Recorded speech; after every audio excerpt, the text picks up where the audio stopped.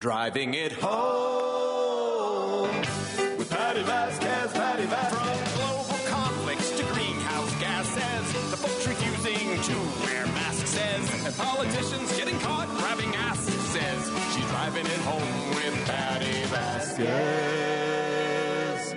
All right, everybody, you've heard the news. It's going to be a snowstorm in Chicago, which means I have a pot of chili fired up. Comedian Joe Kilgallon joins me in studio. Do you have a tradition for cold weather like this? I just like to be lazy. It's an excuse, right? Best. It is the best. It's the best. You think schools are going to be called off tomorrow? We've already gotten a message because Declan goes to a therapeutic day school with kids that have intellectual challenges. They're planning on going remote, but they haven't decided yet. So that's the kind of nimbleness. That's the thing that kids are robbed of now for a snowstorm is, well, we'll just go remote. Yeah, that's a bummer. A little bit. You're supposed to slack off. A little bit. You're supposed to go sledding. You're supposed to watch cartoons. They don't even, do they? Throw snowballs at the house you're not supposed to throw snowballs at? Not go skitching. Mm-hmm. Did you skitch?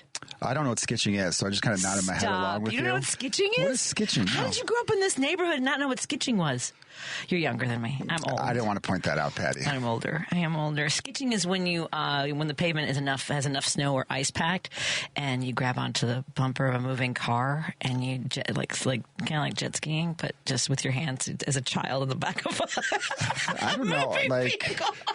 You know how they talk about Gen X, all that stuff on social media about how we were feral. Yeah, I think there's a reason there's only been one Gen X president. Has there? I don't think we've had any. Isn't Obama Gen X? No, he's a boomer, man. Oh, I guess he's boomer. So you haven't had any. And I think we know why now. I keep hearing more stories like skitching. Harris was our only shot at coming close. She's 6 months outside of the generation. She's 6 months too old to be Gen X. Yes. Oh, because President Obama was 61.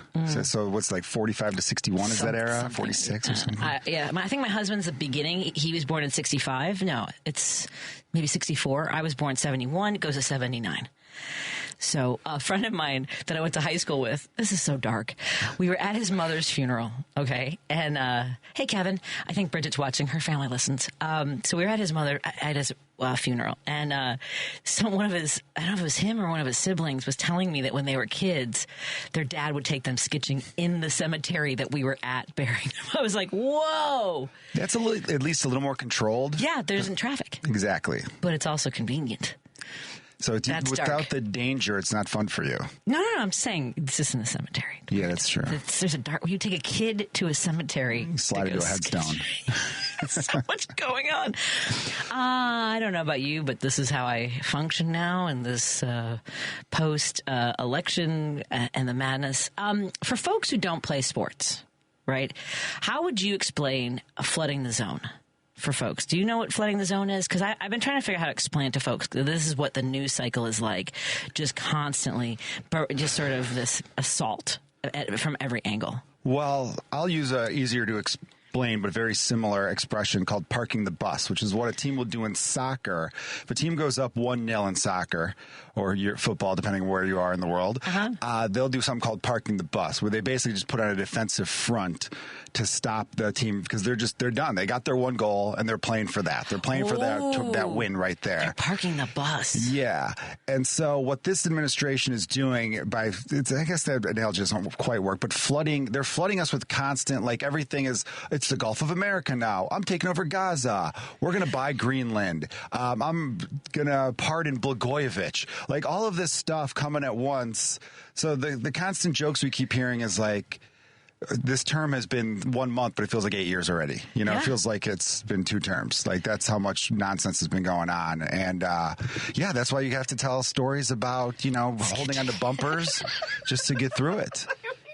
I mean, it is nonstop. I don't know if you saw that Denmark is, they are saying that they're raising money to buy California.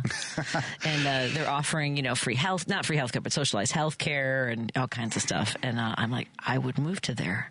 Denmark is pretty hilarious. They had a funny video, I remember, back when Trump was first elected in 2016, kind of mocking him.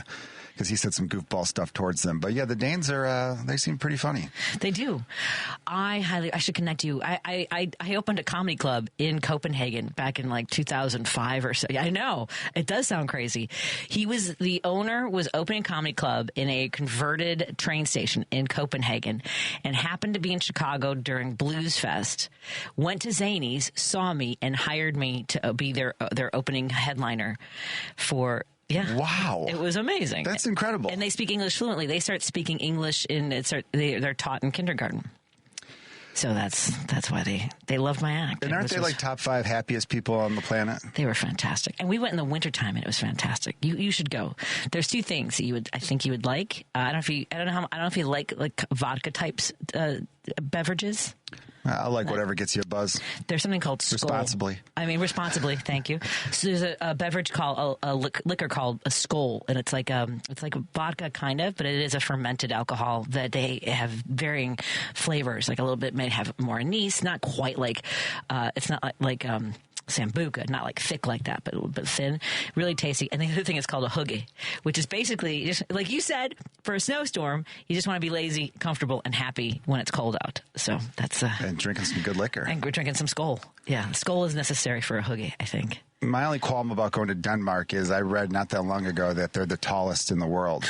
Like the average man in Denmark's like 6'2". And I can't be short. Then I would send you to Puebla, Mexico. Okay, there we go. Yeah, because I'm 6'1", I'm 5'6", and I could see down the block on a crowded day. I don't know why I'm saying that. I'm just saying. You can say you're half Mexican. People are shorter. Yeah, and that's fine. Height doesn't matter. Yeah. But I'm saying in Copenhagen, I'm 5'6". I did not notice everyone's tall to me everywhere, most places. I just felt taller in Puebla. But now that you're an adult, you know height, right? Like, you ever see like adults that still get upset about height, and you're like, who cares, dude? I don't know if you're familiar with my inability to use a mental filter when I'm speaking, and I have to work really hard. No. I know. When I see tall people. It's not short people. I did do it once. I was at the Zanies in Vernon Hills, and there used to be did you ever work the Vernon Hills Zanies? No, just St. Charles, and Vernon Hills closed before I got going. Oh, yeah. So, yeah, like 2010 or so. I think it closed 9 or so. And I was this is a terrible story. Everyone forgive me. I'm being honest about how terrible the filter is in my head. And as a comic, sometimes you just have it all out there all the time. And the cashier was like 4'11" or so, like barely 5 feet tall, maybe shorter. And I bought something, and he was going to give me change, but he was clearly out of like nickels, and he went to go break open another roll, which I'm like, oh, I've got change. I go, oh, are you short? And like I was like, no, I don't mean. I mean, I'm like, I'm trying to like backtrack. I'm like, no, obviously, I mean, not obvious. I mean, like, I'm just saying, because like that's how my dad would talk when you didn't have enough money. Are you short of money? Are you short of change? But then I overtalk. But with tall people, I have to bite through my cheek not to say you're tall to tall people, like all the time. I don't know what it is. My God, you're tall. I don't do it, but I have to work very hard not to say it. I became friends with this actor, Ned, I'm going to butcher his last name, Roslim or something like that. If you've ever seen the show How I Met Your Mother, he plays one of Jason Segel's brothers. Okay.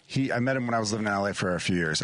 He is 7 feet tall. Oh, gosh. And his whole Instagram... I wouldn't be able to take it. Yeah, his whole Instagram is the hashtag, how tall are you? Because whenever he meets people, that's the first thing they say is, how tall are you? Yeah. And when he does meet someone, like he'll take a picture with someone going like, shout out to Mikey. He didn't ask hashtag, how tall are you? Like that's his whole Instagram is dedicated to people asking him that question. Yeah. I mean, when you meet someone who's 7 feet tall, and I always thought this too, if you're 6'11", why don't you just lie and say 7 feet? 1,000%. Exactly. Yeah. Who's going to call you on that? Grow your hair out a little taller. I don't know. And nobody's going to eye you and be like, I think you're 6'11", right? Yeah. No, that I do struggle with that. We've been obsessed with Liam Neeson movies. I'm just watching all his B movies. I can send you a list if you'd like them. Hey, he doesn't make B movies. They're all A's to me. I'm saying he's so freaking. That voice is ridiculous.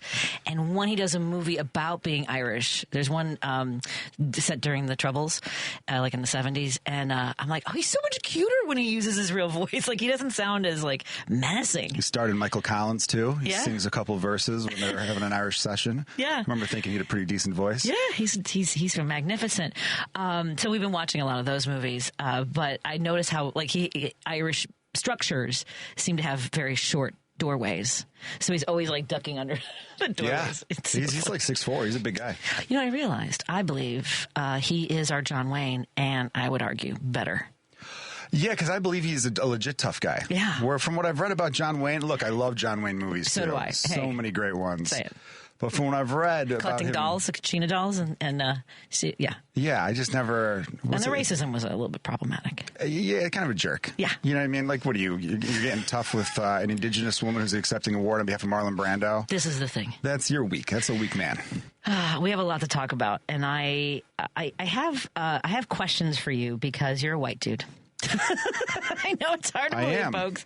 For those of you listening on the radio, I am looking at my arms being like, I'm confirmed. Yeah. I am white. That's true. But you don't feel, here's the thing, like you identify, and in your comedy, I really encourage folks to follow Joe Kilgallon on all the social media platforms. Where do you prefer? Like your podcast on YouTube or? YouTube, you could see, like, I've got like 3 hours of stand-up comedy content on YouTube. So go to YouTube if you want to see the stand-up. I also post clips on Instagram. Those are the two main ones I kind of try to filter people through. You call things as they are, including the BS from everybody, right? One of my favorite bits is about being on that train and trying to defend somebody who's being, attacked. Yeah. It's one of my favorite things because you're like, look, and it goes to the core of what I think Democrats need to articulate, which is I can't help you if I can't win.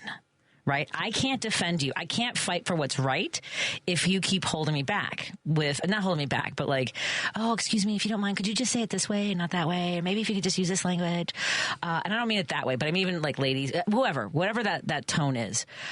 We have to figure this out, Joe. We don't know how to throw down, I guess is what it is in part. Yeah, I definitely think we do need a straight talking approach. Yeah. Where it does get upsetting. I think it was just too much too soon. And let me retract that a little bit. I was glad that everyone was sticking up for themselves, saying, "Hey, we deserve rights," and everyone, that was great. But then it was the minutia that we got bogged down with a little bit. Because every now and then you'd see a post where someone was like, "This guy was like, I'm a supporter of the Me Too movement. I believe we, women have gotten a raw deal of this," and everything he was saying was great. And then the last thing he said was, "And plus, I have daughters." And then everyone started attacking him by saying, it shouldn't matter if you have daughters. You should believe that anyway. And it's like, why did you ignore the 90% of great things he said to focus on the last thing? When all he was trying to do was relate to you anyway. He was trying to, and I think a lot of that was social media. People forget Twitter was kind of bad before Elon. Yes. It's awful now. It's the worst place in the world. Like if it was a real place, nobody should go there. You know what I mean? It's an echo chamber. People saying, like, I don't, and that's what's going to be funny because these MAGA guys are eventually going to get sick of doing what they're doing. They're going in circles with each other. I don't know. And so I have a listener called in yesterday and pointed me towards someone named, I can't remember the last name, but his name is Curtis. He's this wannabe philosopher. He's a software engineer that Elon Musk loves. And essentially, and he wrote a piece not too long ago after Donald's statements coming out and having this press conference that we need to remove all Palestinians from Gaza. And essentially, this guy wrote, he goes, I hope that he's kind of proud that it basically reflects exactly what he's been saying. He thinks that Gaza needs to be a corporate entity and that the land is more valuable without the Palestinians on it than there, right? Without them to be removed and no solution other than, but if you dig deeper into this guy's writings, it is essentially that we have to accept, we human beings, not even just Americans, but globally, we have to accept that there is a hierarchy, that whites are superior, that women are inferior, that essentially like the disabled should be compost. I mean, like, it goes on and on. And this is a guy that Elon Musk turns to. And so the white bros or whatever, so the white guys are going to get tired of it. I think they will get co-opted into that mentality, into that thinking, because there's nowhere else to go. And then that was why I was asking, like, a lot of people I've talked to who are Democrats, who are union members, and again, that's why I wanted to talk about, because we have another white guy on the line, like Jim in Chicago. Jim, you're a white guy. How come you and Joe have it right? But we're in this position, Joe. Jim and Joe. Jim and Joe sounds like a good restaurant to open up somewhere on Archer Avenue. Good Italian beefs there. Anyway, yeah. Did you see the Hoot Nanny, fascist hootenanny in Madrid, Viktor Orban, the pin-up boy for the Republicans, Michelle Le Pen, her father was an insane insane fascist, and then the president of Italy. And what are they screaming? What are they singing? Trump will take over the world. Mm-hmm. Trump will take over the world. They're serious, too. I mean, they're serious. And what's bizarre about it, you've got there's South Africans. There's 4 South Africans. Think of this. One of them, Victor Keel, went to a Nazi school. They dressed in Nazi uniforms. The other screwball, they all made their money by fugitives from the Boer War. Musk's grandfather had an emerald mine that he stole from the Africans. So he made plenty of money with that. Not only that, but you know what emeralds? You know what emeralds? How you find emeralds? You've got to get little children with little hands that go in there and get them, and they go blind. They go blind from the chemicals. But of course, they don't care about that. And again, this goes to the point that people are disposable as long as they serve a purpose to meet your ends. Well, yeah, but this is America, Patty. If you think for one moment that these Republicans are going to go fascist on us and get away with it, you got another thing coming. Because I guarantee you it isn't going to happen. Sooner or later, every fascist, I thought fascism died in Madrid with the death of Franco. I thought that was the end of fascism. That was about 1974. They suffered fascism from the 30s to the 74, and then right back to the same democratic elections and the same Democratic Party that they got rid of in the 30s, the early 30s. So the same thing would happen here, but it isn't going to last that long here. Our problem is we've got a vice president who's loves this Musk character, and they really believe that they don't have to listen to judges. What's a judge to them? There's no law to those people. They don't have to have elections. Trump knows everything. Trump's a genius that knows everything. And he doesn't know everything, but he knows how to be dictated to by those 4 billionaire South Africans. Yeah. What was it again? It was Peter Thiel, obviously Elon, and there's 2 other guys that were pretty much the henchmen in this. South Africa. Yeah, they're PayPal guys. Yep. Yeah, PayPal, which is another blood-sucking organization. But remember, they're fugitives from the Boer War, from the, what is that, 1870, around there, when the Anglo-Saxons fought the Dutch for, to colonize another country like the Anglo-Saxons were great at, colonizing everywhere. And I heard a great Palestinian last night, a doctor from Palestine. He goes, if Trump wants to put us in different countries, why doesn't he start with New York? Why don't they put the New Yorkers in Afghanistan? We could use that property. I mean, this is how crazy this is. I mean, it's just the most crazy. I'm 75 years old, Joe and Patty, and I never thought I'd live to see fascism rise again from the 70s. All it takes is the people in the right place with the right amount of money and power. I know, but here we are. But Patty, you know what the real problem is? The internet. I thought the internet would be a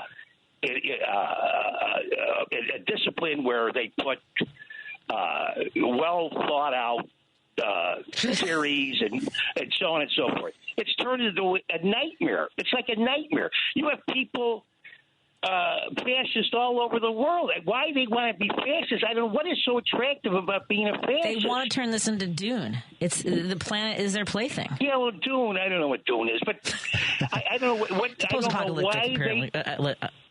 Basically, why do they anesthetize by this insane fascism? I mean, what happened in the 20s in Italy? What happened in the 30s in Germany? Those people, they must have wanted it deep in their soul. They must have wanted to be controlled and told what to do, and so there is no law. And Jim, what would you say, Jim, was one of the biggest factors of World War II that prevented us from going over the edge? The young democracy that people here were willing to preserve, and we don't necessarily have those people in power anymore.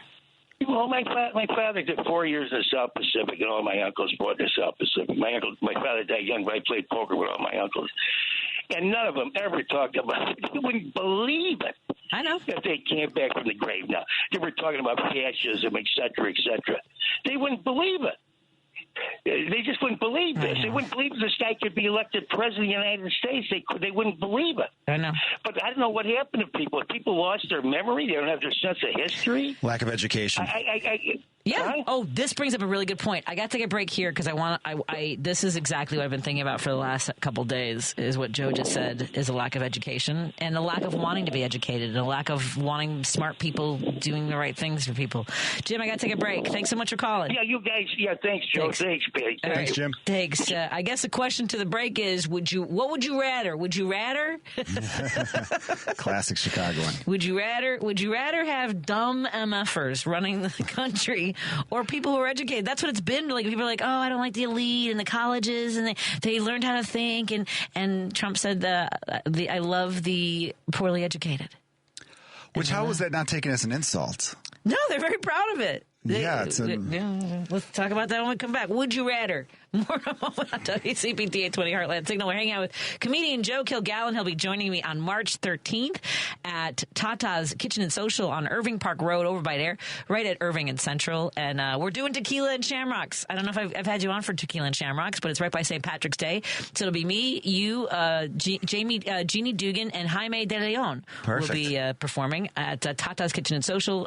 Dinner at 7:30. Get your dinner order going, and then we'll start our show at 8 o'clock. Again, that's on March 13th. More in a moment on WCPT 820 Heartland Signal. You know that you can listen to Chicago's Progressive Talk on WCPT AM 820. Stream us live at WCPT820.com and on the TuneIn Radio app. Or you can ask Alexa, Siri, or Google to play WCPT from TuneIn. But now you have another option. We're simulcasting our programming overnights, 8 p.m. to 6 a.m. on WSBC AM 1240 for a clearer reception in and around the city. Chicago's Progressive Talk, WCPT 820. And now overnights on WSBC 1240 AM, where facts matter. Chicago's Progressive Talk, WCPT 820, where facts matter. If you're listening to this station right now, you've definitely heard my voice before. Hi, I'm Hawk. And I'm Pete. And we're with Source Solar, your local source for solar. Source Solar is Chicagoland's premier solar installer, providing solutions for over 1,000 homeowners and business owners across Illinois and Iowa. With over a decade of industry experience and deep roots here in Chicago, we have the expertise to help your transition to clean, renewable, resilient energy. We can guarantee that we save you money day one without any out-of-pocket cost to you. This means you have an instant ROI, instant payback, and can save money to add to your bottom line day one. At Source Solar, we source everything as local as possible, meaning we always carry the Made in USA sticker. Find us online at www.source.solar. Stop in our office at 5710 North Northwest Highway or give us a call at 773-985-3992. And don't forget to ask for Hawk and or Pete. You're listening to Driving It Home with Patti Vasquez on WCPT 820.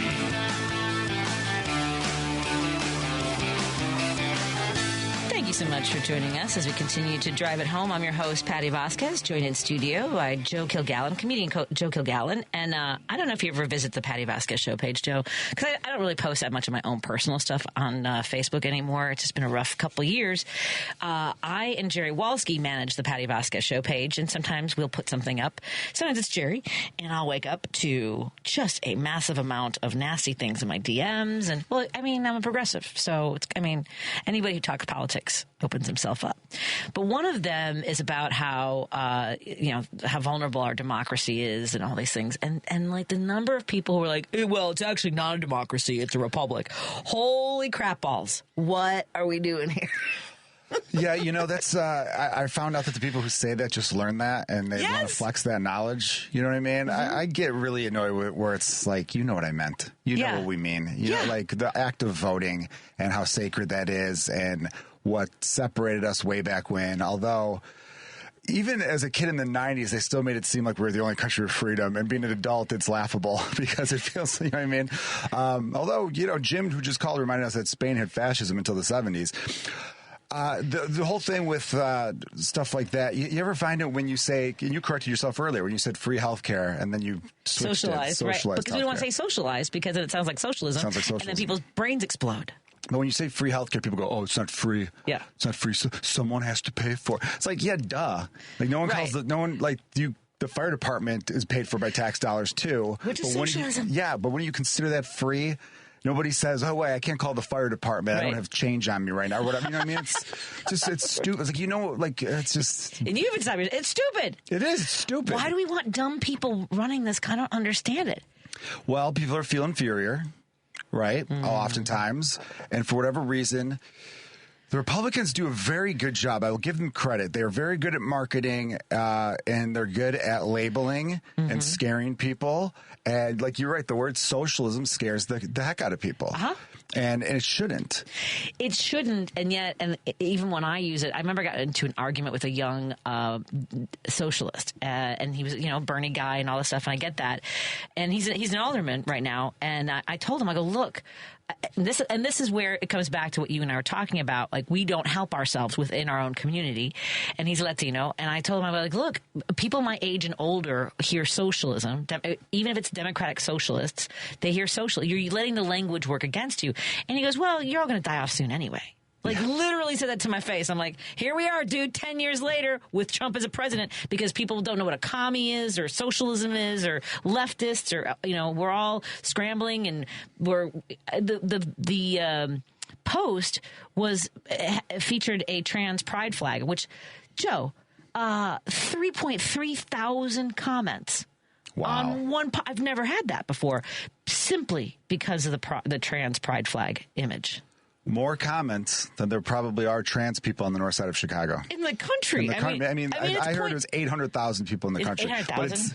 But out of 330 million, right? That's 0.00. I can't do the math on that. So, I know we're a fact station here, but it's an incredibly small percentage, right, of the country. And as far as athletes go, there was only 10 NCAA athletes. Yes. So all of this to stop 10 people. And they're champions of women's sports. I was talking about this last week. As someone who played sports in grade school through high school, I'm sorry, where were you? Where were all of you when they were calling us dykes? Yeah. When they were, dismissing us and not funding our programs, and everything was broke. I have a chipped kneecap because I slid into second base and the spike was sticking out. I mean, nobody cared about women's sports. There's no victory here. There's nowhere on the level. I mean, although I will say the WNBA is fantastic, and I did love the Nike commercial. Did you watch the Super Bowl? I watched Super Bowl, but I missed that commercial. Oh yeah, it's a Nike commercial is really good. I actually did not watch anything except today. I watched the halftime today. I'm just curious. I'm like, that was kind of cool. Yeah, no, Kendrick Lamar is an amazing performer. Yeah, and there was a music teacher who was talking about how that C minor is actually brilliant. Like, there's something in it, and it's all white keys that they're being used for it, which also symbolic, which I thought was interesting. Well, you know the A minor reference too. Yes, yes. Okay, there's a lot going on there. Right. Let me take a break here. I want to. We're going to be joined by Dan Schaefer from the Recombobulation area, who's going to join us and talk all things Wisconsin. We're in studio with comedian Joe Kilgallon, who will be at the Tequila and Shamrocks on March 13th at Tata's Kitchen and Social over by there on Irving Park Road, just west of Central. More after this.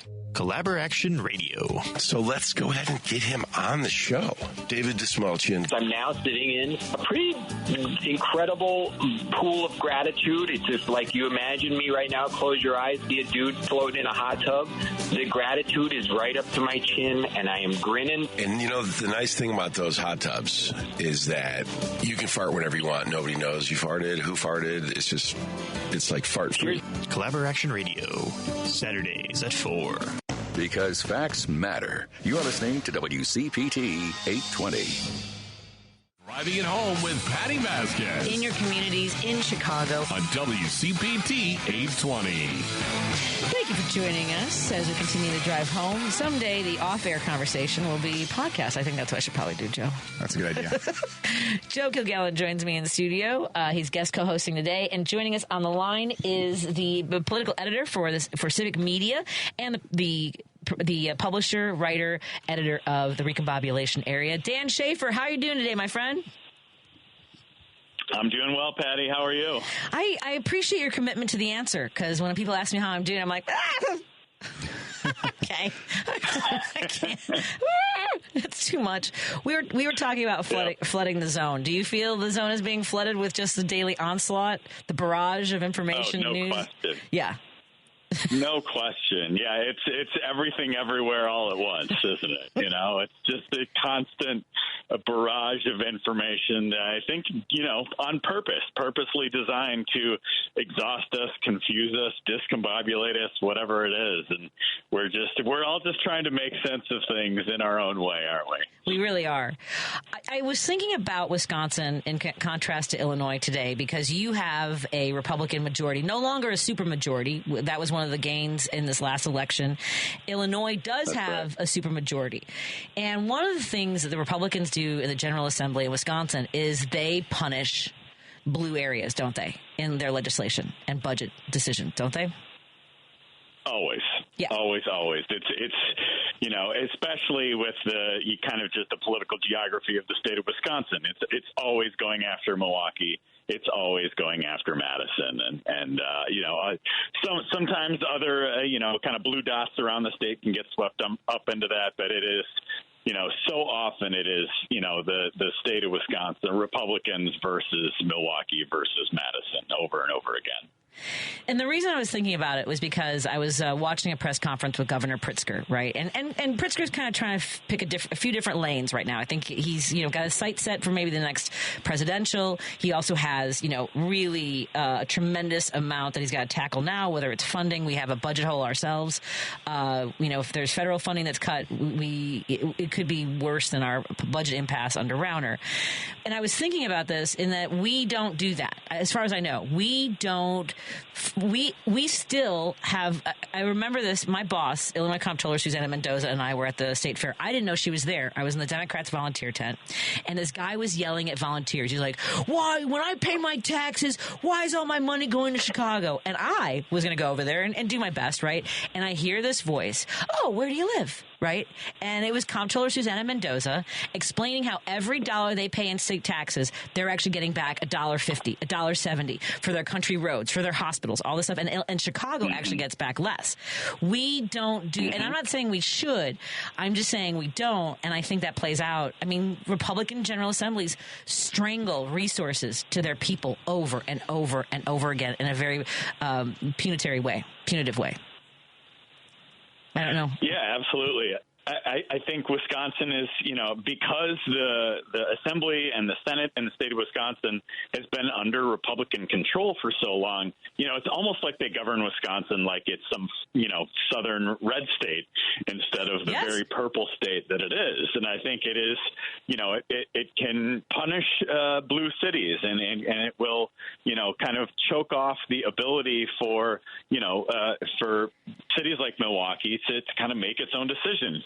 2 years ago, we had a really big legislative battle to just figure out how to get funding to Milwaukee to just keep the lights on, to keep from having really devastating budget cuts across the board in the city of Milwaukee 2 years ago. And, the level of funding that they were able to commit to the city was just nowhere near what we needed. It kind of staved off and let us live to fight another day.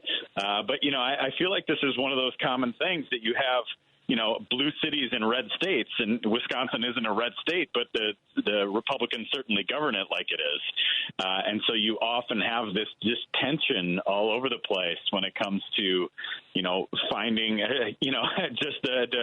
finding Milwaukee's ability to thrive in so many ways. And it's interesting, too, because Madison in particular, Madison and Dane County, that is the fastest growing part of the state of Wisconsin. And Republicans don't seem to really recognize that reality when they, talk about this liberal drain on the state that Dane County and Madison is, when it couldn't be further from the truth. It's one of the only places in the state that is growing, that is thriving in this era. Yeah, it's astonishing to me. By the way, a show note, we will be in Madison, Wisconsin on February 18th, visiting the Minocqua Brewing Tap Room.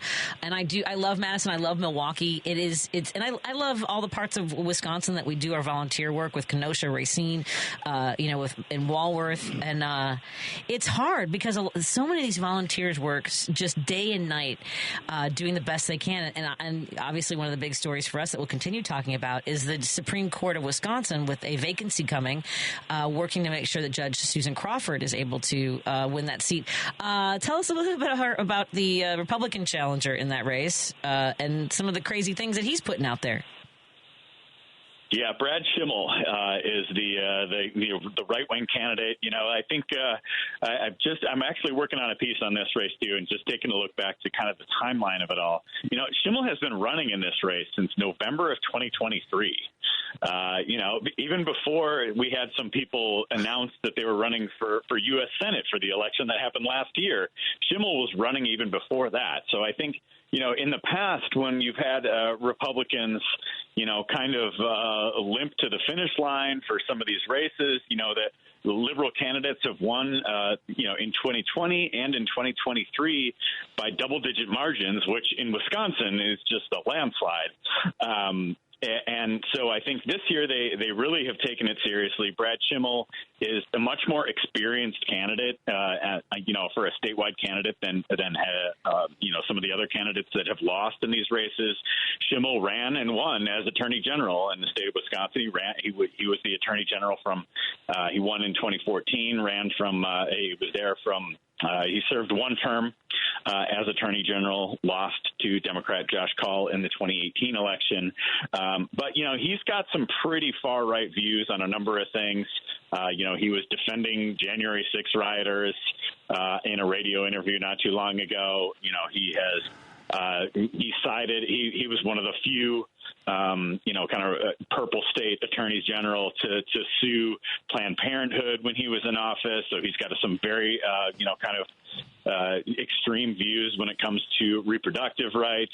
And he was also one of the only things. I'm wondering if this is going to be kind of a story going forward, but he was one of the only attorney generals at the time who did not want to sue the pharmaceutical companies that were, facing a lot of criticism and legal action when it came to opioid addiction. He was one of he took money from the Sackler family and then was one of the only attorneys general to not go after them as well. And so, opioid addiction has been a huge problem in many parts of the state of Wisconsin, and the fact that he's not stood up for them, stood up for victims at a time when that was really, really in focus.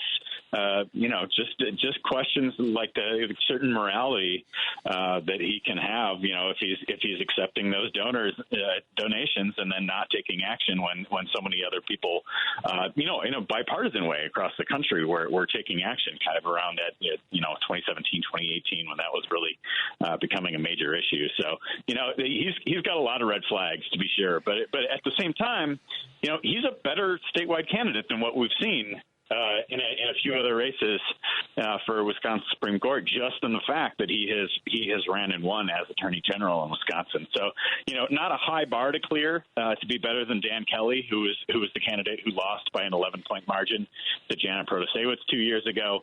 But he's able to at least clear that. So this is going to be a tough race, and it's we're now less than 50 days away from Wisconsin having another, everything on the line state Supreme Court election. So it's a lot. It's a lot, Patty.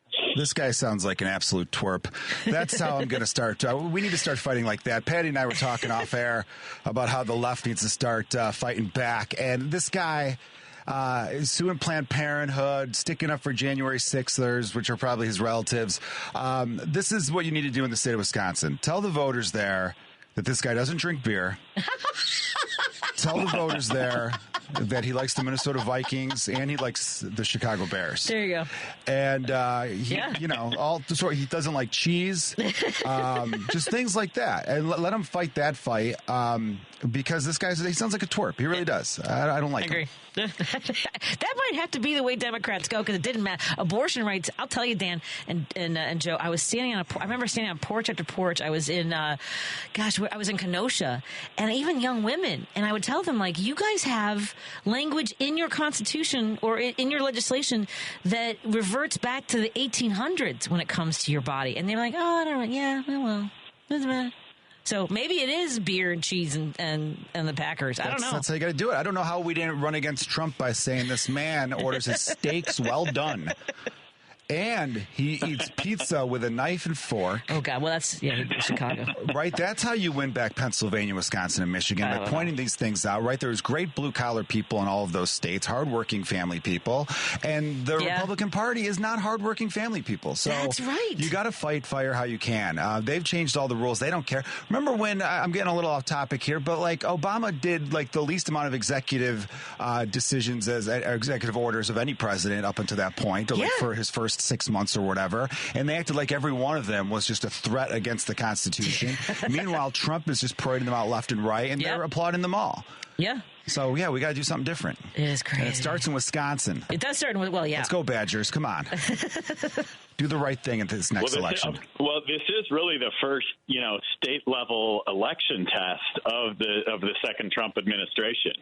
I think many people out there in the political nerd universe have talked about this being, maybe the most important election happening anywhere in the country in 2025. The fact that it is a swing state, the fact that it is happening in the immediate wake, of Trump returning to office.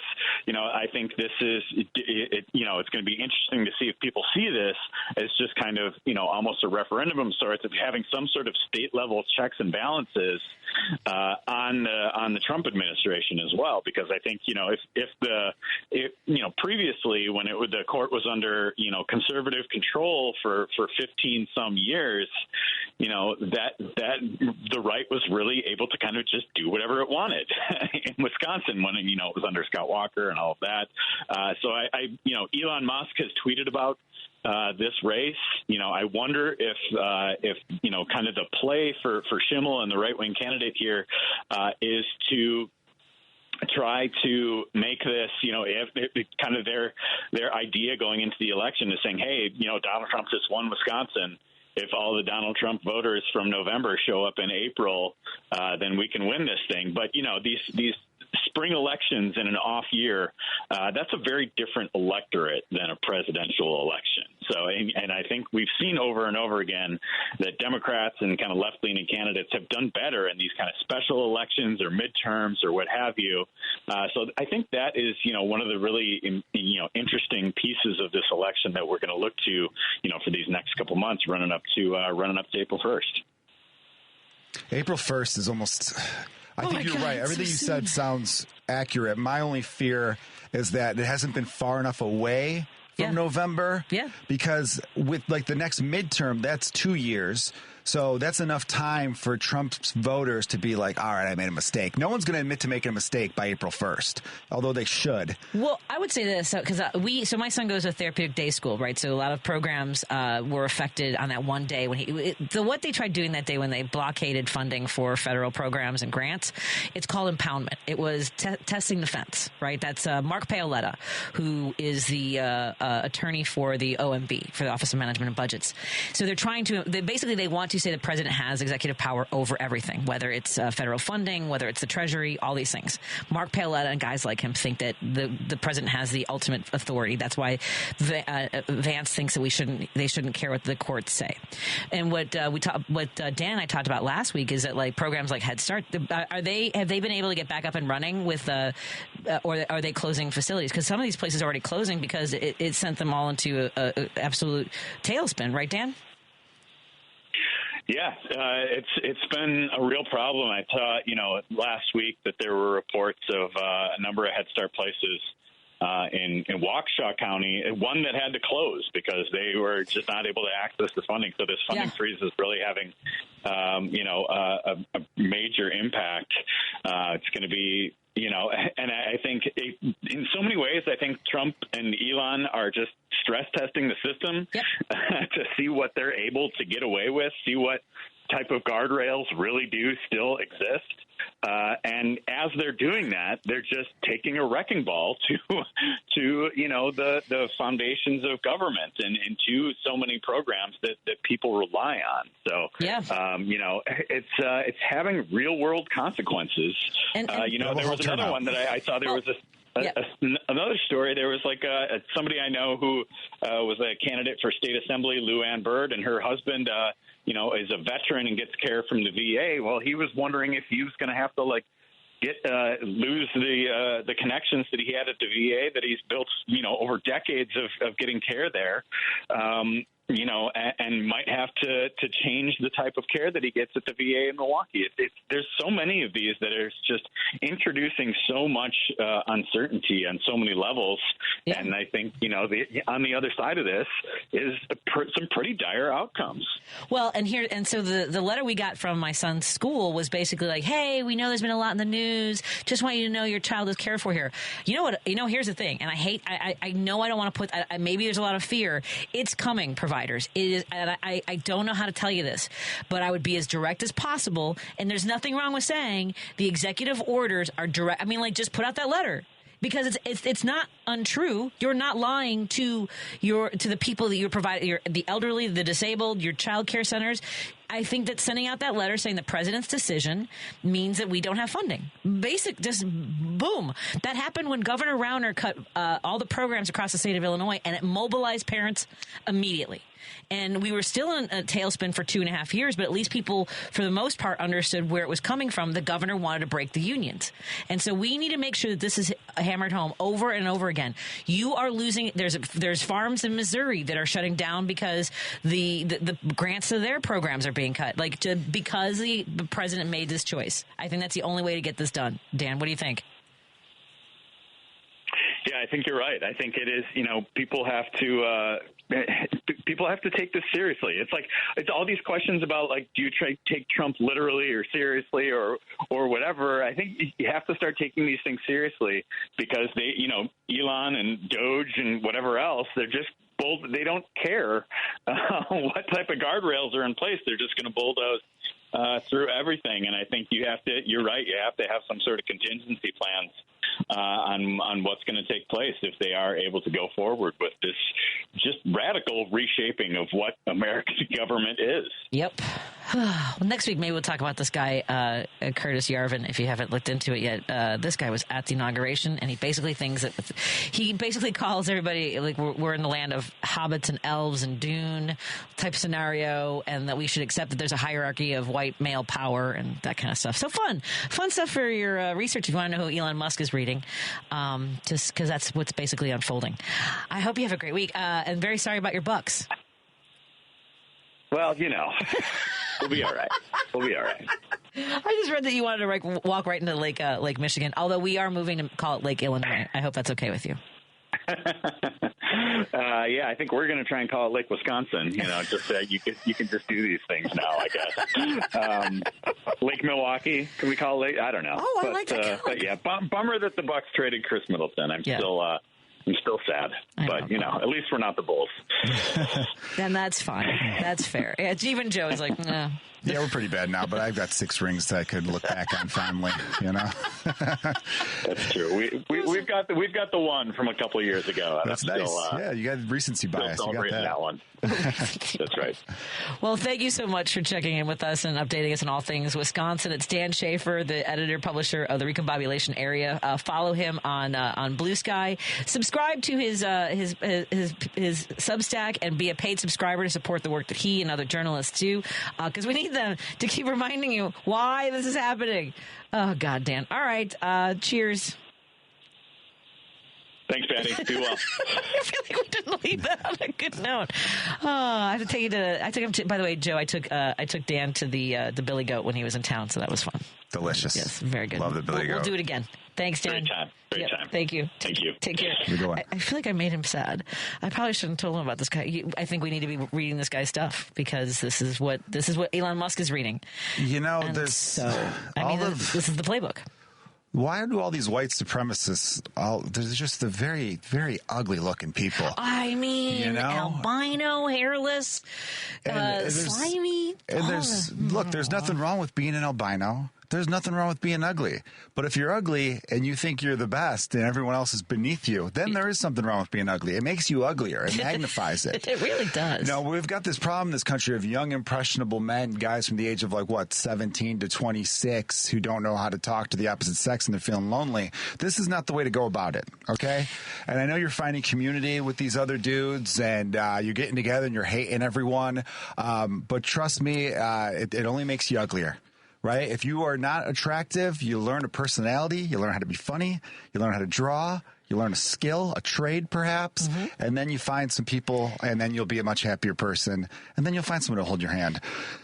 I love it. Joe's telling you that celibacy is not involuntary. You're choosing it. More in a moment on WCPT 820, Heartland Signal. We got some calls to get to, and it's just me and Joe, the rest of the show, and you. More in a moment.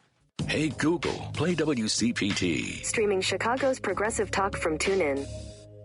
Strong Chicago continues to lead the way with progressive values and in preserving democracy. Your support of the Minocqua Brewing Company Super PAC efforts in Wisconsin and beyond strengthens the fight against MAGA Republicans. You can now purchase progressive beers like Labor Lager, Love Wins Fruited Sour, and the Resistance IPA in Chicago at Rogers Park Provisions, Diversity Beer, Wine, and Spirits in Lakeview, Park West Liquor, Wine, and Beer in Lincoln Park, Logan Square Liquors, and Tip Top Food and Liquors in Westtown. Visit MinocquaBrewingCompany.com for all their Chicagoland locations. As always, no matter how bad our sports teams are, please drink responsibly. Patti Vasquez is taking your calls now at 773-763-9278. Driving it home with Patti Vasquez now on WCPT 820. Thank you for joining me and Joe Kilgallon as we continue to drive it home. He'll be appearing with me on March 13th at Tata's Kitchen and Social over on Irving Park Road near Central. It's a Tequila and Shamrocks featuring Joe Kilgallon, Jeannie Dugan, Jaime De Leon, and me, and some great food and drinks and gathering on the northwest side of Chicago, Joe. Speaking of over there in the northwest side of Chicago, I came across a video on YouTube. I'll send you the link of Billy Corgan talking about, Smashing Pumpkins fame, talking about writing the song. Can't remember which song it was. One of the ones off of Siamese Dream that was really big, maybe Today or something like that. And he literally says Addison and Austin. He said, I was waiting for a friend to pick me up. I was over by the hospital. He goes, I was living, it's Central Madison. But about 4 blocks west of there, though. I'm trying to think where Austin hits. Yeah, he said there's a gas station, a Subway, or Walgreens. Yep, got it. So he was, he shouted out Addison and Austin. I guess he was living over there at the time. That's funny. Yeah. Oh, there you go. It's literally over by there. Over by there. We were talking earlier in the first half hour about one of the posts. So we have a post up on the Patti Vasquez Show page. We encourage you to like the page. We gained 2,000 new followers over 2 days because of a caustic post. But one of the memes we put up was democracy isn't dying in darkness. The Republicans are murdering it in broad daylight, which spurred a bunch of people writing things like, that's because we aren't a democracy. We're a republic. Democracy, that's fine because America doesn't have one of those. Anyway, our listener in Detroit wanted to talk about this topic as well. How are you doing today, Andrew? Thank you so much for calling from Detroit. Hey, Patty and Joe, what a fantastic show. This is the best show I've heard on radio in the last 2 weeks. The things I have heard and what I've learned. Hey. Thank you. Thank you. I think Democrats have to learn how to speak.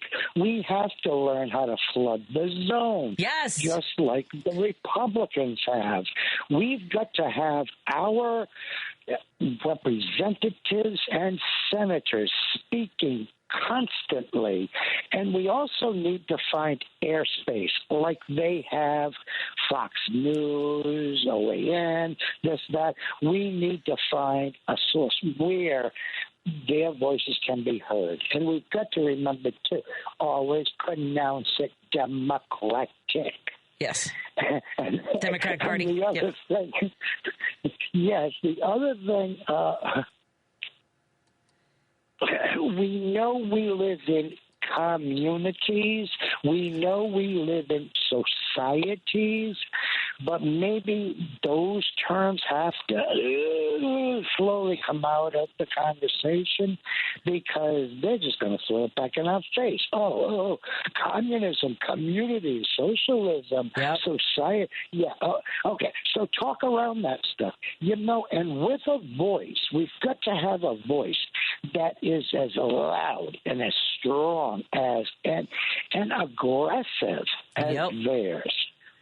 And also with the people that are being left behind, like with these tariffs, if the farmers out in the Midwest are being affected by the tariffs, if people building aren't going to be able to get the supplies from Canada or China. We've got to sweep in to those people and say, we never would have let you down like this. Exactly. We're always there for everyone. Yep. Well, and that's the thing. We have to learn how to speak. Need more messengers, too. But I'm saying even the providers, they don't have to be political about it. Just be matter of fact and truthful. Do you hear that, DNC? Hire Andrew out of Detroit. Yes. That was perfect. I agree with you 1,000%. With the DNC, I mean, here we go. We've got much madness coming up. Why isn't the DNC planning on doing a media blitz like the Republicans did during the NFL? And why just now are we voted in this one? We voted. Thank you, David Hogg. I'm glad you're there. Why aren't we being as aggressive always as the Republicans? We have to do this. So we have to do it with a strong voice. And they're going to beat us. They're going to beat us if we don't beat them at their own game. And the voters have to always check. We've got midterms coming up. You have to check constantly if you are enrolled. Yep. You have to, the day before the election, have they taken you off the ballot? And if you live in a black area, you bet your life they're looking on how to strip you from your voting rolls. All great points. We're so grateful for you calling in. It's the first time you called us, Andrew? Yes, it is. I do listen to the show, but you know what? This is now going to be a new rule. Your show tonight and the people you've talked to, fabulous. Best on the air. I'm listening every night from now on. I love it. Oh, boy. That's a lot of pressure for you, Joe. Thank you so much. I know. I got to start coming up more often. Yeah. Don't wait for me to call you, man. I told you that before. I know. All right. Thank you, Andrew. Thank you. We'll talk. We look forward to talking to you again. Night. All right. We're Democratic. Fight. Thanks. Fight. Fight. That's right. Yeah, flood the zone, man. Let's get going. Let's take a break here. We'll continue our conversation. I've got the phone lines lit up, but we've got a couple open. 773-763-9278. You can call or text to join me and Joe Kilgallon in this conversation. WCPT 820, Chicago's progressive talk, where facts matter. Driving it home with Patti Vasquez, Patti Vasquez. From global conflicts to greenhouse gases, the folks refusing to wear masks says, and politicians getting caught grabbing ass says, she's driving it home with Patti Vasquez. Hey, everybody. How you doing? This is Patti Vasquez hanging out with Joe Kilgallon as we continue to drive it home. Hello to our friends listening on KTNF AM 950 Minneapolis, St. Paul, the progressive voice of Minnesota. So glad to have you here as we broadcast from Chicago at WCPT 820 Heartland Signal. And, of course, I know when the sun goes down, it gets a little harder to listen to us on your kitchen radio or in your car. So make sure you have the TuneIn app downloaded. And don't forget that all of our shows are podcasts, wherever you listen to podcasts, like on Amazon and Apple and all those places. We have featured interviews as well. And we look forward to continue our conversation. Joe, the phone lines are lit up.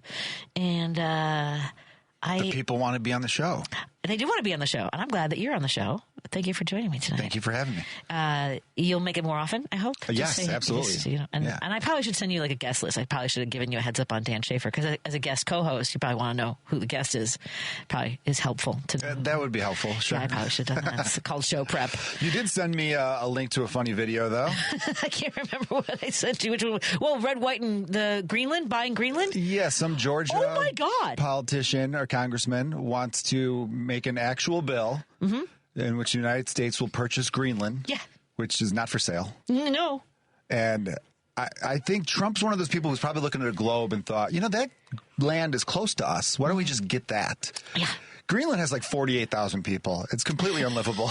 I don't understand this dire need. And Denmark is, like we said earlier, they're joking around going, we're going to buy California then. Do it.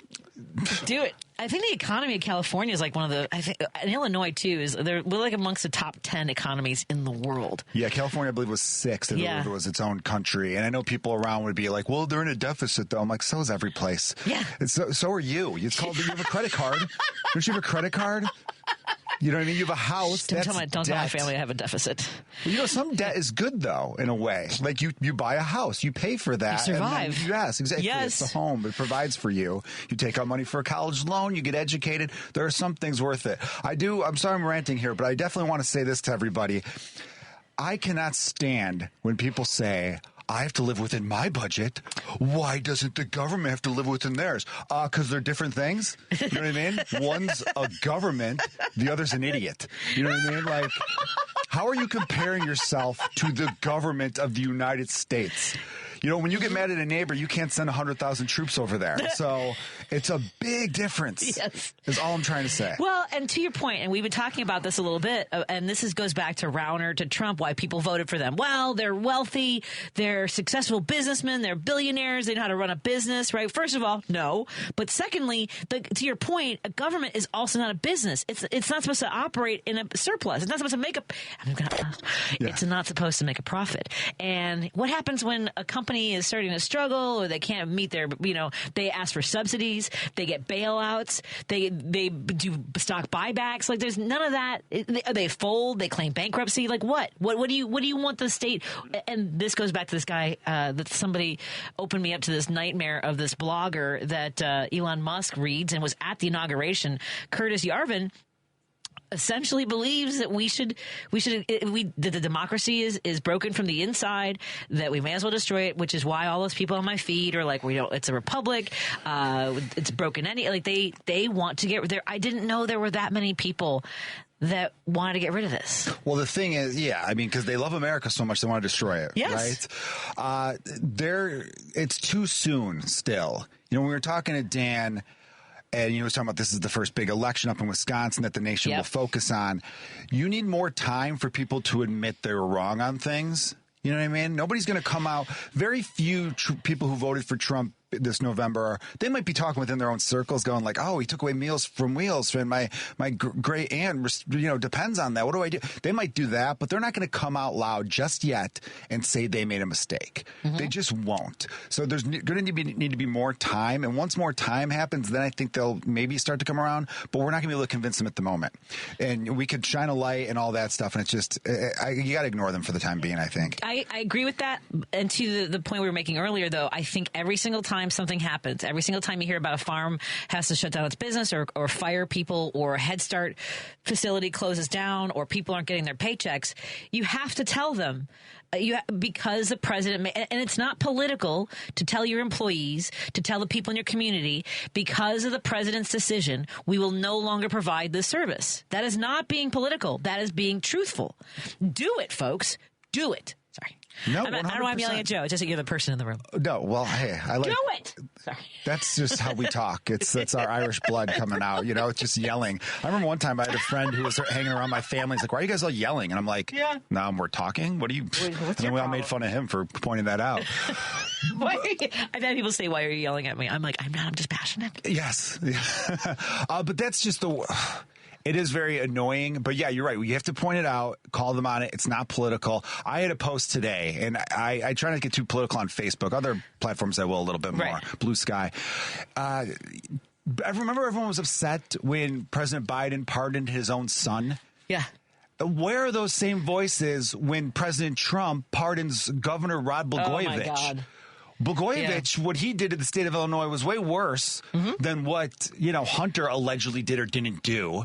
Also, I could respect someone for pardoning their own son way more than pardoning some guy that you hung out with on a reality show a couple times.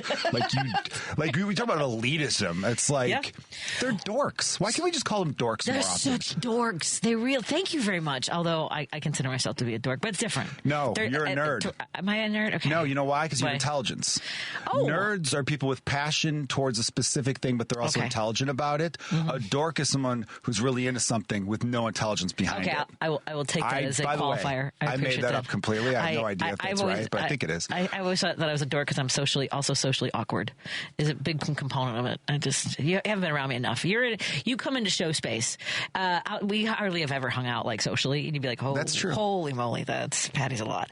But I'll take nerd. I will take nerd.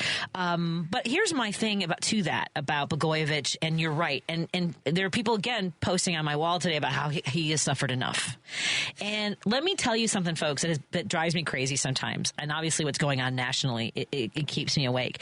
But when Governor Blagojevich was being indicted, I don't think people know this, but that was when our credit rating started to be downgraded. And we could not, the state of Illinois, the comptroller, and at that point, I think it was Judy Bartopinka, could not write checks for services because they were caught in the middle of this legal situation. They didn't know what was going to happen next. And we were in the hallway at Resurrection Hospital. Declan, there's a program called Early Intervention for Children with Developmental Delays. And she said, you guys are so lucky that you were aging out because I'm not getting paid. I'm going to drop all of my early intervention patients. And I did not feel lucky. I was sad for families like mine who were going to go through the pain, the torture of not being able to help their child and afford it.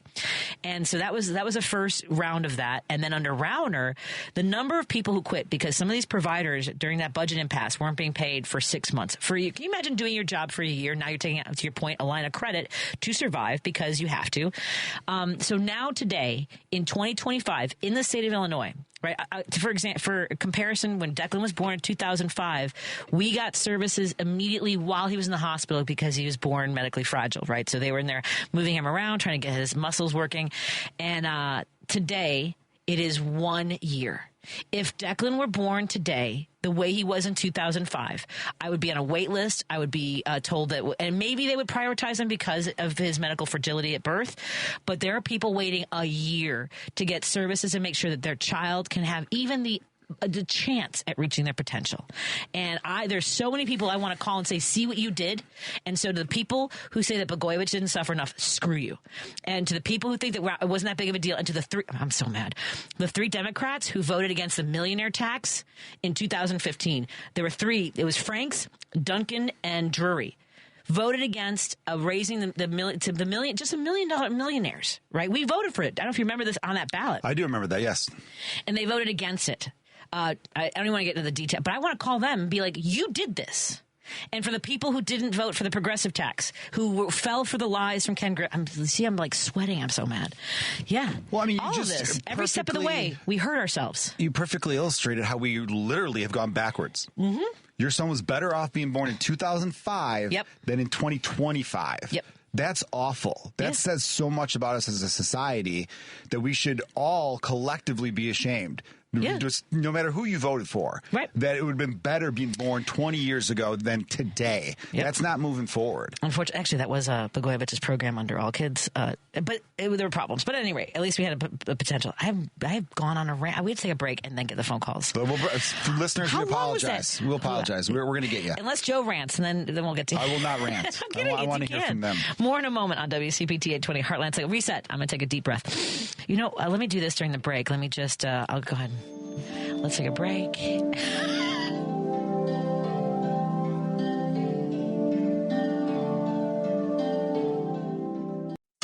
This is WCPT 820, where facts matter. If you're listening to this station right now, you've definitely heard my voice before. Hi, I'm Hawk. And I'm Pete. And we're with Source Solar, your local source for solar. Source Solar is Chicagoland's premier solar installer, providing solutions for over 1,000 homeowners and business owners across Illinois and Iowa. With over a decade of industry experience and deep roots here in Chicago, we have the expertise to help your transition to clean, renewable, resilient energy. We can guarantee that we save you money day one without any out-of-pocket cost to you. This means you have an instant ROI, instant payback, and can save money to add to your bottom line day one. At Source Solar, we source everything as local as possible, meaning we always carry the Made in USA sticker. Find us online at www.source.solar. Stop in our office at 5710 North Northwest Highway or give us a call at 773-985-3992. And don't forget to ask for Hawk or and Pete. Patti Vasquez is taking your calls now at at 773-763-9278. Driving it home with Patti Vasquez. Now on WCPT 820. Thank you so much for joining us as we continue to drive it home. Joining me in the studio is comedian Joe Kilgallon. By the way, that was our new sponsor, Source Solar. Go to source.solar to learn more about the great work they do. I'm actually going to have them come out to the house and see if my house qualifies to get solar panels. I'm kind of excited about that. And Peter and Warren will be joining us in the next couple weeks to talk about how you can find out if your house is right for it. And basically, there's certain situations where maybe there's not enough room on your roof, but yeah, I'm excited. There aren't that many people on the Northwest Side, Joe, as you imagine, that have solar energy. Well, I'm sure Trump's going to make an executive order banning solar panels. I am a little nervous about that. It's a little too pro-sun for his liking, maybe. He's very orange. That's why I'm so excited to work with Source Solar. It's going to be exciting. Remember when that dope looked at an eclipse? Oh, my God. Anyway, we got to get to callers. I'm sorry. Remember when it was mildly funny to talk about him, and now it's like I can't. It's not anymore. It really is. You see, you banned plastic straws? Oh, my God. Thank God. Well, but just in the way. Or not plastic straws, paper straws. Paper straws. But no, today it was the pressure in toilets, like the flushing ability of toilets. He wants that removed. And my husband was like, well, how's he going to get all that paperwork down the toilet? Yeah, exactly. Documents. All right. I know we've left you guys on hold for a bit. Hey, Matt, Patti Vasquez. Why does it say this? Matt, how are you doing? Matt? I've pushed all the right buttons. I know I have. Matt, do you have me on mute? If you have me on mute, I'm going to come back to you. Matt. I had Matt on hold, ready to go for 10 minutes. It's my dad and son's name. I want to hear from Matt. Matt. All right. Let's get to Dave from Hoffman Estates. Matt, I'm going to come back to you. Oops, let me put that on hold. There's that. Hey, Dave, how are you doing? Hey, Pat, it's Joe. You guys were talking last hour about renaming things. It's funny you should, because I read a story yesterday where Defense Secretary Pete Hegseth signed an order to rename the Special Operations Forces base back to Fort Bragg. And, the one that the Biden administration had called Fort Liberty. Oh, yeah, that's right. And that to get rid of the ones that are Confederate leaders. And the original Bragg was General Braxton Bragg. And the Confederate general was, from North Carolina, was known to owning slaves and losing key Civil War battles, contributing to the Confederacy's downfall. Well, the Pentagon spokesman said that Hegseth was renaming the base to honor a different guy named Bragg, a PFC Roland L. Bragg, who he said was a World War II hero who earned a Silver Star and a Purple Heart for his exceptional courage during the Battle of the Bulge. Good old Pete, he's a slick one, and this choice of the World War II PFC got around the law prohibiting the military from naming the base after a Confederate leader. But in reality, even the troops and stuff, they still kind of referred to it as Fort Bragg. They never really warmed up to the Fort Liberty, but kind of like Chicago, and never really warmed up to the Willis Tower. It's still the Sears Tower. Mm-hmm. Yeah, it'll always be the Sears Tower, too. That's what a weird loophole. So he was going to rename it back to Bragg, who was obviously a loser. Mm-hmm. You know what I mean? That's what we got to start saying. A traitor. They're traitor and a loser. Yep. You lost your battles. You lost your war. You don't get to be honored when you're a traitor and a loser. Mm-hmm. And you own human beings, so you're a scumbag on top of that. Let's just call it the way it is. And then he finds a loophole to find a PFC, as you said. How many forts are named after a private first class, though? That's really impressive. I mean, it is impressive. And they didn't even tell the family. They called and left them a message. The daughter found out from a reporter who called and asked her what she thought. Wow. They really did a lot of work on this. He signed an order, so it was done. So, God, this is insane. Fort Liberty sounds pretty cool, actually. Didn't it? So they're kind of slick at it. He gets around and that. And so he gets out as we're waiting on that. I seen this morning, I didn't pay attention to what town and that it was in, but they had a great egg heist. They had this one that was under the cover of darkness. They had to film these people, they snatched up like 500 eggs out of the restaurant. That's about $3,000 right there. Jeez. I saw a guy make a video out of Costco, and like there was an hour line to get. What are people? I mean, I don't need eggs that badly. I guess. You know, they're selling like $4.39 at Aldi the other day. There you go. I think they stole it. I think they stole it from one restaurant, for themselves. So it might have been an inside job. I don't know. Oh, they tipped someone off, Dave. You're right. I've never cared about the price of eggs until today. Like, I was at that French market at Ogilvy, and there were hard-boiled eggs. I'm like, $2 for 2 eggs? That's about right. I mean, whatever. Sure, yeah. You already cooked it for me. That's fine. I know others have been waiting a bit. So thanks. I appreciate it. I thought I'd just share them with you guys. Good night. All right, Great story, Dave. Thank you for calling. Thank Dave. Let's see who's been on hold longest. Next, Jennifer's been on hold for quite a while. Let's get to Jennifer. Jennifer, thanks for calling in. You're in with me and Jim, with Joe Kilgallon. What's on your mind, my friend? Hey, Patty. A couple of things. First of all, the next time somebody tells you we're a republic, say no. We are a representative democracy. We democratically vote for the representatives that we send to Washington. Mm-hmm. Number one. Number two, what you were saying about treating our government like it's a business, so wrong. We're a society, and that's more like a family than it is like a business. You wouldn't go to Grandma and say, you know what, Grandma, you're costing us a little too much, and we've got to cut expenses, so we're letting you go. Yep. Yes. You take care of the people that are part of your society. They're part of your family. And last but not least, the reason we got here is because of Citizens United. Yes. Yes, Jennifer. Have millionaires and billionaires owning our government, and we should have publicly funded elections, and we should limit the amount of time they can campaign to 6 freaking months. Every other country on the planet can do it. And election day off. And mandatory voting like Australia. Yes. I love it, Jennifer. And fine people if they don't vote, like they do in Australia. Put this in the agenda. Put this on the Project 2028. You know, just like was it Anthony in Detroit? Jennifer needs to be more. You need to be more. We need to put you in charge of the DNC. Have a panel. Thank you. And our friend from Detroit. I love it, Jennifer. You have a great night. Thank you so much for calling in.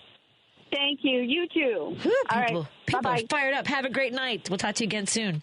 Yeah, all the things. Everything she said was dead on. I can't. I don't even. And I was going to mention when during the COVID, the pandemic, I remember there was a guy on Fox who said that, because seniors were dying at a much greater rate. Obviously, they were vulnerable or in communities, in healthcare facilities.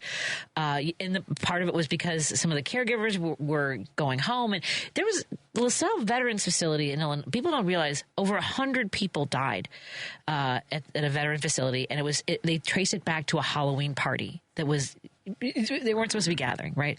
So, but do you remember this guy going on? I can't remember who it was, and I can Google it. But he said, our grandparents, they're ready to die for their country, like they're ready to go. Do you remember this? I vaguely remember this. This isn't because they do think that people are disposable. To Jennifer's point, they don't believe we live in a society. Well, yeah, because you can't stop the economic machine at all. That was the big thing that killed me about the pandemic was they were putting, if you wanted everyone to stay home, and both parties probably could shine a light on both of them for blame for both of this.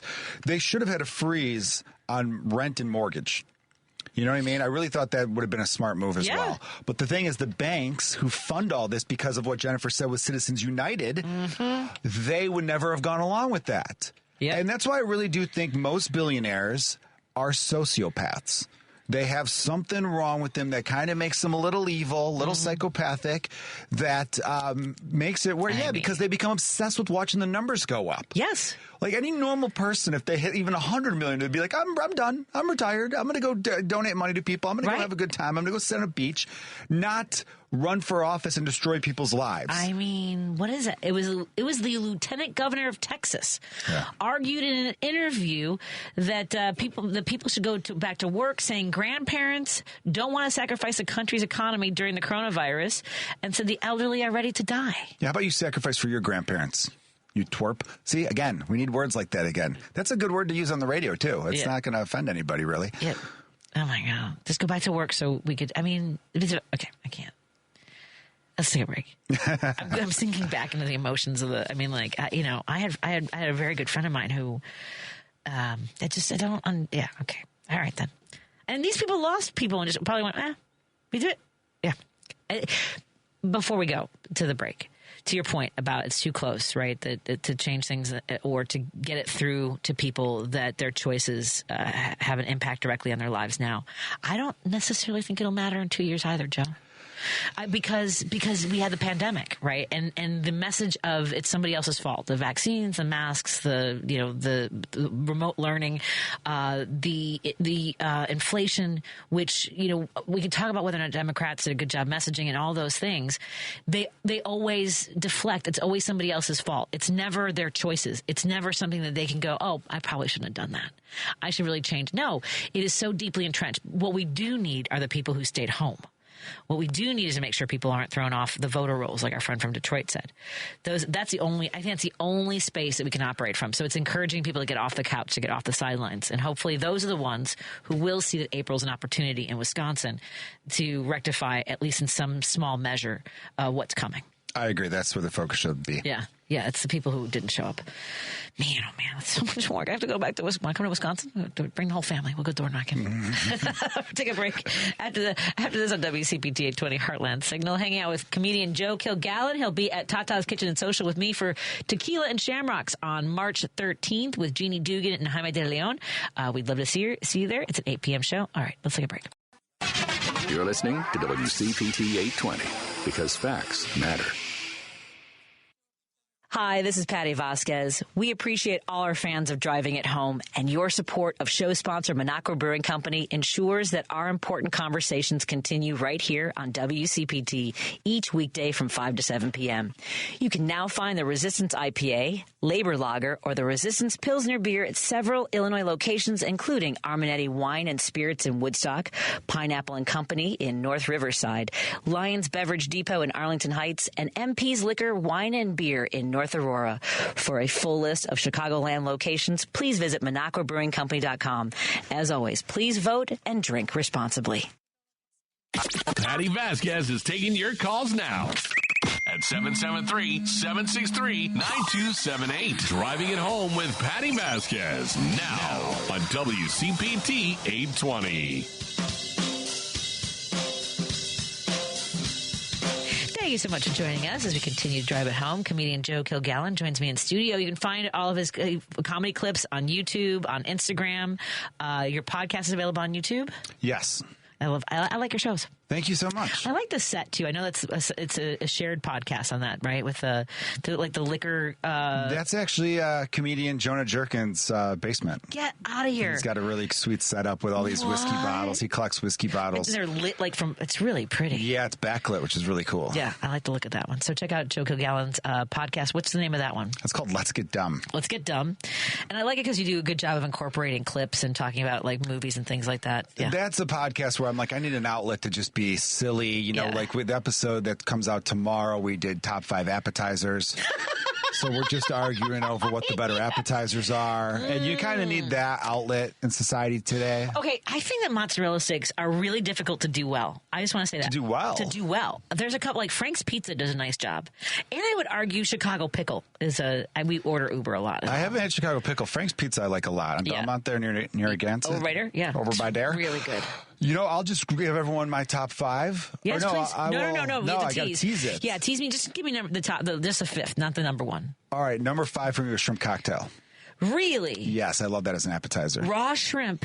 Just do they get hooked around the glass? I like a spicy cocktail hooked around the glass. Okay. It's like almost like a big chalice with shrimp and ice there. Okay. It's got a nice presentation. Nice. And then I like a spicy cocktail sauce. That was my number 5. I'll give you my number 4, my number 3, and then you have to listen. Okay, for number 2. To Let's Get Dumb, wherever you get your podcast. I love this. For the last 2. Number 4 was mozzarella sticks. Okay. What's your favorite place to get those, though? There's a place on Addison near Elston. It's on White Castle.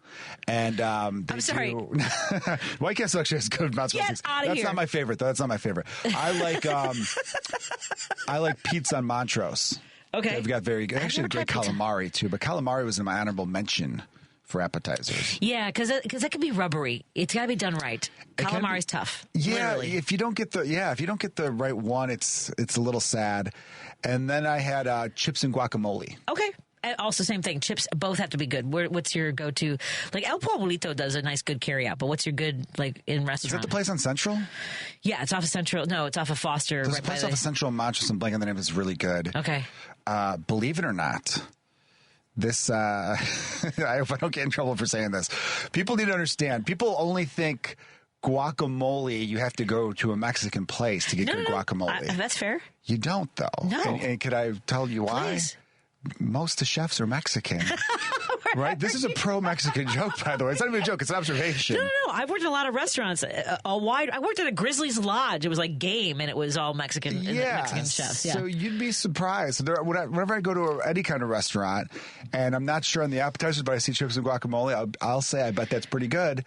And then I remember ordering it from an Irish pub once, and my friends being like, you're not going to order guacamole at an Irish pub. You should. And I did. And it was fantastic. I love that. And I told them, I don't think it's a guy named Patrick making them. So I think we're okay. You know? I love right? that. Like, again, this is a pro. This is positive. Now I got to find out what's 1 and 2. I'm like, is it loaded potato skins? Is it loaded fries? Loaded isn't one of the words. Loaded. All right. Matt, now that we have Matt's that. back. Matt, first of all, thank you for calling back. What's your favorite appetizer? And then we can talk about what we wanted to talk about. Honestly, I'm a guacamole guy. Yeah. Excellent. But, it took 10 years and 2 different radio channels, but Patty finally hung up on me. Did you meet me? Because I had him in the queue and ready to go on the air, and then we got this, and then I ranted. I was ranting about things, and then Matt gave up on us, I think. So I apologize. No, Patty. There are many things I will do. I will never give up on the mighty Patti Vasquez. Thank you. I may give up on the channel with the call letters mixed up, so it's not revealed of GNW. But what do I know? So, folks, here we are. So I'm going to do my best interpretation of what they sound like right now. Oh, boo-hoo, I voted for Trump and my farm's getting closed. Yep. Boo-hoo. I'm Hispanic and they deported my wife even though I voted for Trump. You're idiots. You're all idiots. He said he was going to do exactly that, and he did it, and you're wondering why he didn't help you out. He doesn't care about you. He doesn't give a damn about you. All he cares about is renaming the Gulf of Mexico into America because, God forbid, that's a big win. Let's name water after us. Whoopity-doo. That means nothing. Yep. And your so-called lowering of grocery prices. I have good news for you. They didn't go down. Actually, if I'm correct, and I might not be, but I think I am, they went up because you're stupid and you get nothing. The only thing you get is a dictator and a man who wants to get all of our information while he's doing Nazi salutes. And if you tell me that it's a Roman salute, I'm probably going to slap you because where do you think they got it from in the first place 80 years ago? Roman salutes. Yeah. So you're all stupid. Now the question is, do we take these people back in when the time comes, when we need them? No. I say no. I say we leave these people to rot and fester in their own crap because this is entirely their fault. And God forbid if we're lucky enough to get another election, which honestly, I really don't think we will. I think they're in there and they're not coming out. But if we do get a second election, we as Americans have to vote him out without these people. And I'm trying really hard not to swear because I like Patty and I don't want her to get in trouble with the FCC. Hey, I got my button. I'm ready to go. I will say this. Yeah, no, I appreciate that. But I will say this. To all of the listeners in Chicago who like to call this channel and spout, Trump rhetoric. Are you happy? And you know who I'm talking about. There's a very particular person that I like to call out. And you know who I'm talking about, sir. Yes, I'm talking about you. And I'm not going to name drop you because I think you feel bad enough as it is. Do you still pledge allegiance to Donald Trump like you did on the radio a few months ago? Do you still do that? Or are you finally waking up to the fact that he doesn't care about you? And because of you, because of people like you who are so inanely stupid, we're in deep, deep, deep crap. But, Joe, you are a delight. You should be on the show more often. Oh, thank you very much. I really appreciate that. There you go. I agree. Yes. I love what you're saying. I love your passion. Thank you. I think that's a good note to end on, Patty. Good luck. Oh, and by the way, if everybody should listen to Riding Home with Patti Vasquez between 5 and 7 p.m. on WCPT Monday through Friday, because after 7 o'clock, what's the point? Oh, come on. Randy Rhodes, Matt McNeil, and a bunch of great programming. I appreciate it, though. Very kind of you, Matt. I'm here. I'm here for the duration. Thanks, Matt. Great name, too. Thank you. Joan was asking earlier, one of her guests, about how long she's got to be, going at this and having these conversations. And I didn't want to, I was screaming at my radio. I'm like, for the rest of our lives. For as long as it takes. Well, that part. But I think it's going to be the rest of our lives. This isn't going away. Matt's point is an add-on to what you were saying before. Forget the people who voted for him because they're so set in their ways they're not coming over. No. Right? Like what? Only 55% of people show up to vote. Find the other 45. That's about the number, right? I think this time it was. My chest tightens because when you think about Chicago politics and how many people, it's like less than 30%. Yeah, so it's bad. And but get those people up off their butts. Yeah. I don't know what to do. I'm gonna be on people's porches. Did you vote? Did you vote yet? It's kind of annoying. I won't do that. We'll figure it. I told you I was a dork. More after this on WCPT 820 Heartland Signal. We're hanging out with comedian Joe Kilgallon. The name of your own podcast is the Joe Kilgallon podcast, which is available through Patreon right now. But then I also do Let's Get Dumb, which is just if you want to break from what's the craziness in the world, Let's Get Dumb is the perfect podcast for you. Sadly, we named it that before America truly decided to follow suit with us. They listen to you. Yeah, but as far as my stand-up comedy, which I talk about just life in general, you can find that on YouTube and Instagram. And I now know that if we ever have a big celebration, I will get you one of those shrimp towers. You ever seen those? Have you ever seen those? Don't threaten me with a good time. Have you ever seen those? Yes. Oh my God! They're big, not just a chalice, this is bowls overflowing with crab legs and shrimp, and okay. Let's take a break here. We'll be right back after this on WCPT 820 Heartland Signal, and we'll get to all of your calls. I promise. You're listening to WCPT 820 because facts matter. Listening to Driving It Home with Patti Vasquez. In your communities, in Chicago. On WCPT 820. Thank you so much for joining us. Joe Kilgallon and I are driving it home. We've got one more segment left. And again, the off-air conversation about oysters and jambalaya and all. Junebug Cafe over here on the Northwest Side. Shout out to them. And Gale Street Inn, of course, the greatest restaurant for me since my childhood. Let's get to Judy in Niles. Judy, what's on your mind, my friend? You're on with me and Joe Kilgallon. Hi. I just wanted to say, first of all, before I forget, I get out my pom-poms here and say, yay, Jennifer. Wow. Yes. Wasn't that great? That was great. She covered every point I ever thought. And, Joe, I am so old that I remember Dorothy Kilgallon on some ancient TV show where they used to, I think it was What's My Line or something. Yeah, Dorothy, very famous. Okay. She was one of the witnesses to the Kennedy assassination who kind of had a mysterious death. Oh, my God. Yes, Dorothy Kilgallon. Really? Oh, yes, she did. I totally forgot that. Wow. Oh, my God. And I'm tired of these people who keep saying we have to change the way we talk. No. They're right. We are smarter than they are. And they don't have... Ronner used to do that. He used to drive me nuts. He would drop the ing. The G's. We're working. We're fixing. He was this billionaire, he was working class. Yes. Yeah.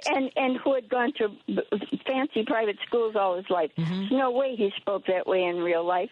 And even people who actually speak that way, they can understand you if you talk your normal voice. We're not idiots.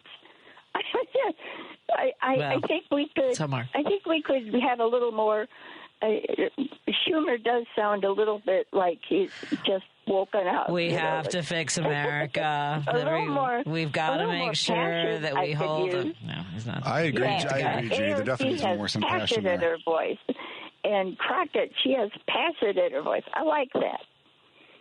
But but Ronner used to just, what a pompous poop. He was always a phony. Yes, absolutely. Yeah. All the P's, a pompous poop phony. The P words are great for radio. Hey, Judy, they are good for radio. It's a good pop them. Yeah, my mom always said, she said, pickle. Pickle is the best word you can use. It's got the hard P and the K. She told me that one time. I think she read a book by Phyllis Diller. She saw a documentary on Phyllis Diller. Phyllis starts with a P, but not the sound. Before I forget this, I have to talk about the Super Bowl real quick. Did you watch the halftime, Judy, at all? Did you watch the Super Bowl at all? No, we didn't. I mean, we peeked at it occasionally. Yeah. But Do you know? Do you know that I think it was 1987, and you can look this up, Joe. People were talking about what they feel like they're owed. So I want to know. I feel like everyone who watched the Super Bowl halftime with Kendrick Lamar wanted the 1987 version, which was Mickey Rooney. No, was it the 70s? Mickey Rooney and George Burns were the Super, and like George Burns was like on video. Carol Channing was at the Super. I mean, like, what did they want at the Super? Like, what? I mean, I get that Beyonce was great. I mean, but this is the thing: is to bring in the younger crowd. Us old fogies, we're going to watch it anyway. And maybe we learned something. I thought. I mean, I've been learning about the messaging and the little Easter eggs all over the place, and the Samuel L. Jackson has been a part of the civil rights movement since the 1960s, and he was a pallbearer at MLK Jr.'s funeral. Wow, I think that's right. He seems too young, but that might be right. No, he's actually like 74, 75 years old. He's pretty old. Yeah, but at any rate, I've been watching some of these videos about like his involvement with the civil rights movement, and the line "Now we must." Basically, there was a lot involved. Do the research, but it seems like it was pretty remarkable and a call for revolution.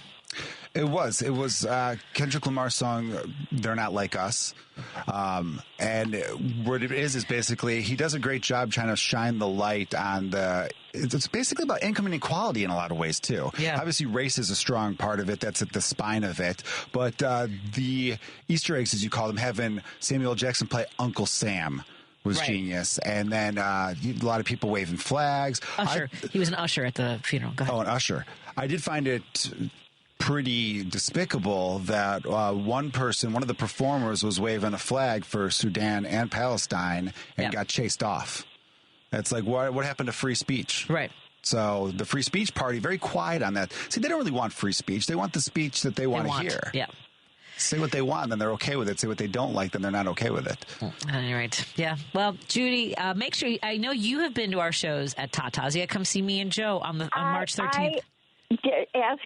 Look at Lady B. I have already told people a tentative date for celebrating her and my birthday. Oh, there you go. Mine's the 4th, and hers is the 14th.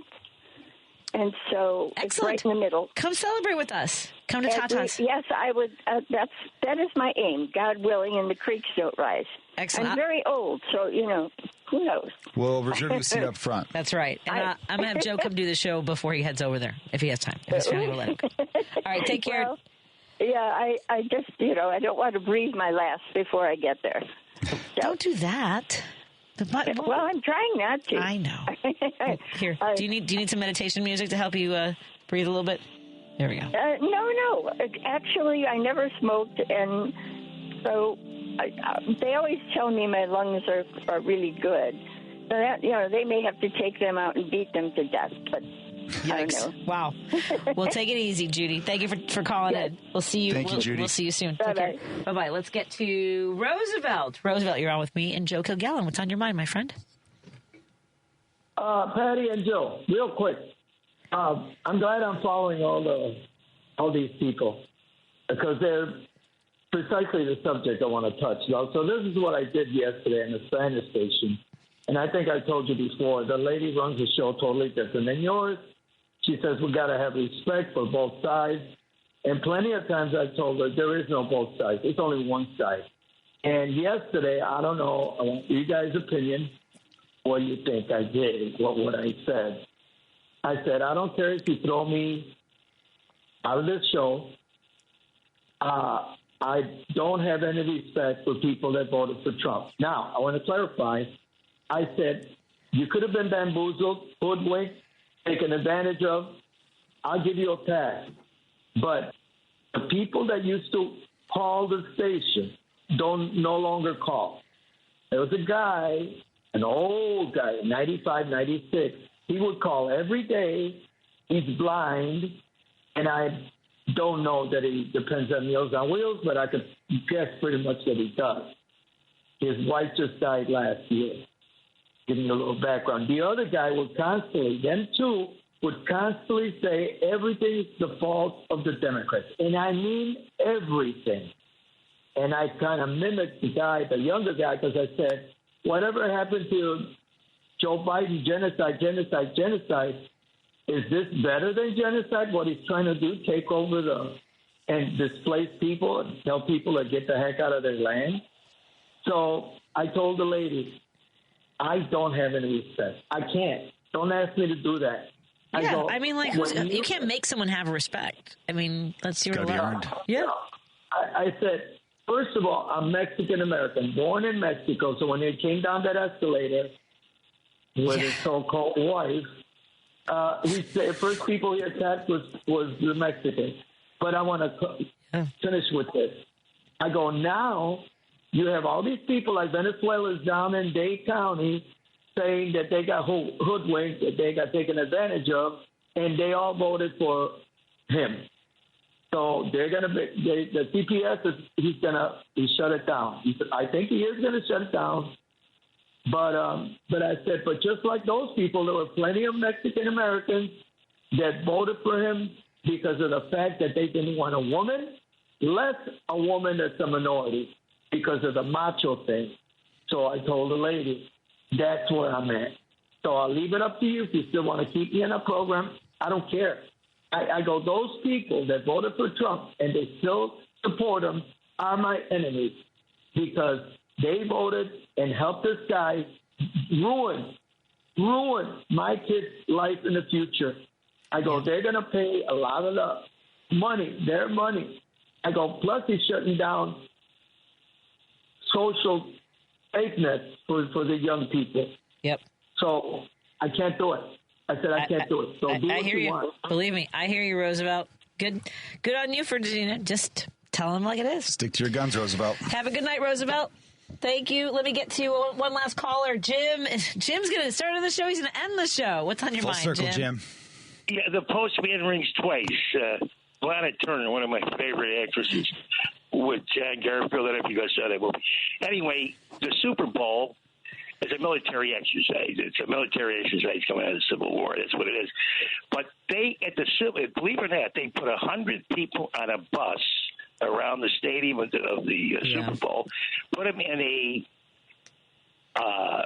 run-down facility where the heat wasn't working. You're talking about the homeless population. Yeah, the homeless people. But think of this, Patty. Let's say you got the $10,000 for a ticket, and you're standing in front of they're loading the people out of the homeless bus. Wouldn't it be infinitely better to give 8 of them $1,000 apiece and say I got $2,000 to save for a Super Bowl party, and Patty and Joe, I guarantee you'd have a more scintillating time with those 8 homeless people that you have in the stadium. I guarantee you guys. Anyway, thanks Jim. Thank you much. Appreciate it. Yeah. Hey, the way we go on and on about budgeting and how we spend our money. Joe Kilgallon, let folks know again where they can find you on the platforms. You can find me at youtube.com/Joe Kilgallon, KILGALLON. Also, that's my website, joekilgallon.com. I'm on Instagram. Any of those 3, I'd greatly appreciate it. Thank you. Yeah, please follow him, and he'll be back to join us again. And he'll be at Tata's Kitchen and Social on March 13th for Tequila and Shamrocks. Bye, everybody. Randy Rhodes is up next. Probably Matt McNeil. Love you, Lady B. Thank you.